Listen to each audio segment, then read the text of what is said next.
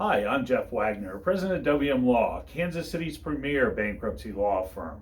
Did you know that credit card debts can be erased when you file Chapter 7 bankruptcy? Filing bankruptcy can help you get rid of credit card debt.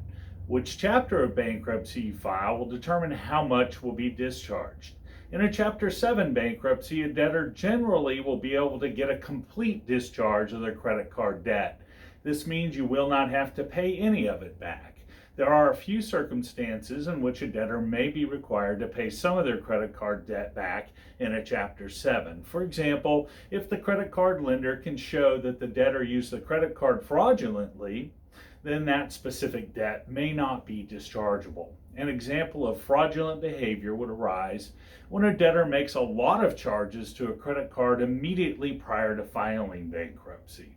Another example would be purchasing luxury goods or taking out a cash advance within 90 days prior to filing. For more information, visit our blog at www.kansascitybankruptcy.com. If you have questions about how your credit card debt will be treated in bankruptcy, please call our office for a free consultation with an attorney.